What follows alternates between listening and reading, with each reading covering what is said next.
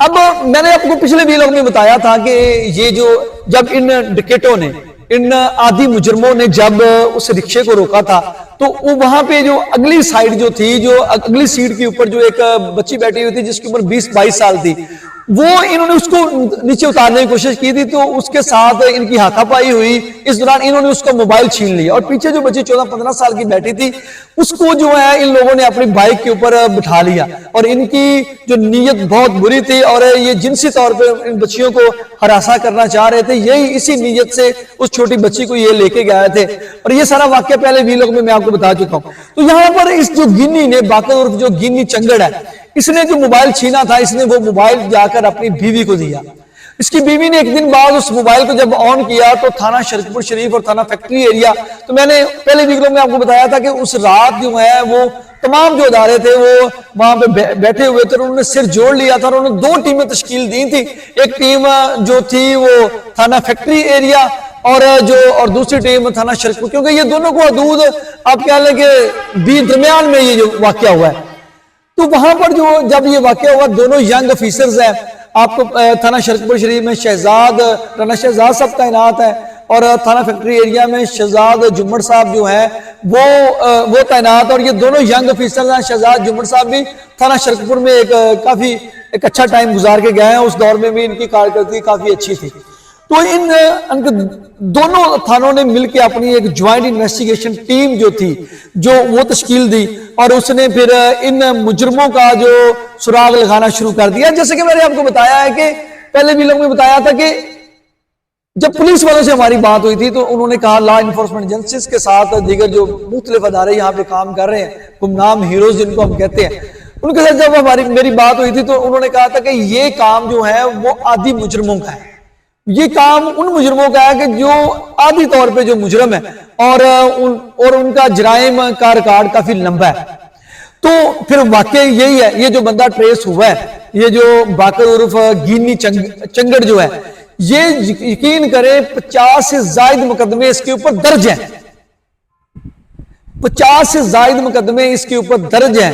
تو یہ اتنا بڑا ریکارڈ یافتہ مجرم تھا وہ اس لیول کا بندہ ہی اتنی گھٹیا حرکت آپ کہہ لیں کر سکتا ہے یا اتنی جو ہے وہ کہہ لیں اہم کانہ حرکت کر سکتا ہے. تو یہاں سے جو انویسٹیگیشن کا آغاز ہوا پھر جو ان کو پولیس نے ٹریسا اور پھر یہ پولیس مقابلے میں اپنا جو ہے وہ ہتھیار چلنے سے ان کی ہلاکت ہو گئی. تو یہ سارا کچھ ہو گیا. تو یہاں پر جو ہے ایک بہت بڑا سوال جو ہے جہاں پولیس کی بہترین کارکردگی کا ہے کہ پولیس کے مسائل بہت زیادہ ہیں پولیس کے پاس وسائل بہت کم ہیں اور اس یقین کریں اس آپریشن میں پولیس نے جس طریقے سے مجھے پتا ہے میرے سورسز جب میری بات ہوئی تو پولیس کے پاس کتنے لمیٹڈ سورسز تھے اور میں اور کچھ باتیں وہ میں بتا نہیں سکتا کہ کس طرح ان چیزوں کا جو ہے وہ پولیس نے انتظام کیا ان دونوں نوجوان ینگ جو آفیسرز نے. اور آپ کہہ لیں کہ ان کے اپنے ذاتی خرچے ہوئے ہیں اس کیس کے اوپر. ہمارے لیے بڑا آسان ہوتا ہے پولیس کے اوپر جو بات کرنا پولیس کی رشوت کی خوریوں کے اوپر بات کرنا یا پولیس پیسے لے لیتی ہے یہ لیکن پولیس والوں کی مجبوریاں کیا ہیں وہ شاید ہم بھی نہیں بتا سکتے. یہ کچھ ایسی باتیں ہوتی ہیں کہ جو ہمارے پاس جو ہے وہ امانت ہوتی ہیں.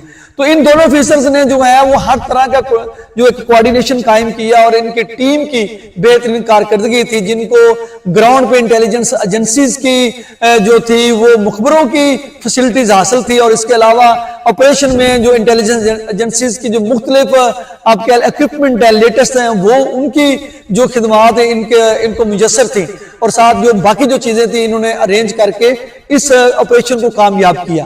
باقی جو ساتھی ہیں وہ میری اطلاعات یہ ہیں کہ آپ سمجھ لیں گے وہ بھی پکڑے جائیں گے اور ہو سکتا ہے کل پرسوں تک وہ بھی کوئی آپ کو نیوز مل جائے اس طرح کی کہ اپنی گولی چلنے سے یا ان کے نیفے میں کوئی اوزار چلنے سے فلاں کی ہلاکت ہوگی.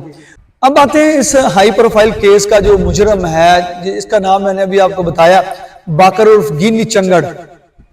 آپ اندازہ لگائیں کہ ایک بندہ 50 سے زائد جو ڈکیٹیاں پہلے کر چکا ہے اور متعدد بار جو ہے وہ پولیس اس کو پکڑتی ہے عدالتوں میں جا کے اس کی ضمانت ہو جاتی ہے اور پھر وہ آ کے وہی کام جو ہے وہ اپنا کر دیتا ہے. 35 سال اس کی عمر ہے اور یہ 23 چک جو ہے، یہ 23 چک جو راجپوتا ہے، جو رانا عباس صاحب کا جو گاؤں ہے، اس کے آس پاس یہ کوئی چنگڑوں کے گھر ہے، وہاں پہ یہ رہتے ہیں. بیسیکلی ان کا وہاں پہ کام ہے، یہ مونجیاں وغیرہ لگاتے ہیں، جو عام جو گاؤں میں ان سے کام کروائے جاتے ہیں ڈیروں ڈوروں پہ اور کنووں وغیرہ پہ. یہ جو 23 چک میں یہ رہنے والا بندہ جو ہے، یہ تقریباً 35 سال اس کی عمر ہے، اور یہ 50 سے زائد ڈکیٹیوں کے مقدمات اس کے اوپر درج ہیں. اب سوچیں، اور وہ ان جج صاحبان جو ان کو جو ضمانتیں ان کو دے دیتے ہیں، کیا وہ ان کا ریکارڈ نہیں دیکھتے؟ یہ اتنا بڑا المیہ ہے، اس سے یہ بتانا، اس کے اوپر بات کرنا بڑا ضروری ہے. اب مجھے بتائیں کہ پاکستان کا نظام، جو پاکستان کا سسٹم ہے کیسا؟ اب جو اس کیس میں یہ ٹریس ہوا ہے، شاید یہ ٹریس ہوتا ہی نہ، جس طرح اس نے یہ واردات کی ہے. جب انیشل انویسٹیگیشن میں تھانہ شرکپور اور جو تھانہ فیکٹری ایریا، جب انہوں نے اپنی انیشل انویسٹیگیشن سٹارٹ کی، تو ہمارا جو مختلف جو ادارے ہیں، انٹیلیجنس کے ادارے ہیں، ان کے ساتھ کوارڈینیشن تھا. تو جو بات پہلے ابتدائی ہے، تو بات آئی، انہوں نے کہا کہ یار یہ جو کام ہے، یہ کسی ہاتھ چھٹ بندے کا ہے. مطلب کہ یہ کسی جو ہے وہ ایک کرمینل ریکارڈ یافتہ، جس کے لیے جرم کرنا کوئی بات نہیں ہے، جو عادی مجرم کا یہ کام ہے، یہ کوئی عام بندہ اتنی بڑی جو ہے نا حرکت نہیں کر سکتا. تو اس کے اوپر جو پولیس نے انویسٹیگیشن سٹارٹ کی، جیسے کہ یہاں پہ ایک بات آپ لوگ سب کے لیے یہ ہے کہ خدا را جو دوست بھی موبائل استعمال کرتے ہیں، وہ اپنے موبائل وہ دیکھیں، ان کا موبائل باقاعدہ طور پہ پی ٹی اے میں رجسٹرڈ ہے، اور کوشش کیا کریں جب بھی موبائل لیا کریں اس کا جو ڈبہ شبہ ہے وہ رکھیں، یا اس کے جو EME نمبر ہے جو ہوتا ہے موبائل کا، اس کا اسکرین شاٹ اپنے پاس ضرور رکھا کریں. یہ ضروری ہے آپ سب کے لیے. تو یہ بڑی اہم بات ہے اس کیس میں. جب اس طرح کے واقعات ہوتے ہیں تو چھوٹی چھوٹی چیزوں سے ہی آپ کو کیوں ملتے ہیں. بہرحال یہ بندہ اپنے انجام کو پہنچا، اور اس کے ساتھی جو ہیں ابھی تک پولیس ان کے تعاقب میں ہے. ابھی پولیس ان کے تعاقب میں ہے، اور ان کی نیوز بھی جلد آپ کو مل جائے گی. نیفے میں پستول جو ہے وہ ان کا جو ہتھیار چل جائے گا، یا اپنے ہی ساتھیوں کی گولی سے وہ لوگ بھی انجام کو پہنچ جائیں گے. تو میں وہاں پھر دوبارہ اسی بات پہ آؤں گا. یہ بصیرت معاشرہ، بصیرت ہم سب جو ہیں، وہ اس کے اوپر ہمیں غور کرنا چاہیے. تو یہاں پر 2-3 چیزیں جو ہیں ہمارے سمجھنے کی ہیں کہ پولیس کے اوپر جو ٹرسٹ ہے ہمارا، وہ یقینی طور پہ رہنا چاہیے. جب یہ واقعہ ہوا تھا تو ان کے پیرنٹس نے جو سٹینڈ لیا تھا، ہم سب جتنے بھی پیرنٹس ہیں ان کو اپنی بچوں کے لیے اسی طرح سٹینڈ لینا چاہیے. اور جس طرح پولیس نے کارکردگی دکھائی ہے، ہر واقعے میں پولیس کو اس طرح ہی کارکردگی دکھانی چاہیے. سوشل میڈیا کے اوپر جس طرح آپ لوگوں نے اس کو ہائی لائٹ کیا، تمام کیسز کو اسی طرح سوشل میڈیا کے اوپر بھی ہائی لائٹ کرنا چاہیے. تو یہ جو سارا جو معاملات ہیں، تو یہ آپ لوگ سمجھ سکتے ہیں کہ یہ ایک گیم پارٹ آف گیم ہوتے ہیں. تو اس کے ساتھ مجھے دیں اجازت. اللہ حافظ.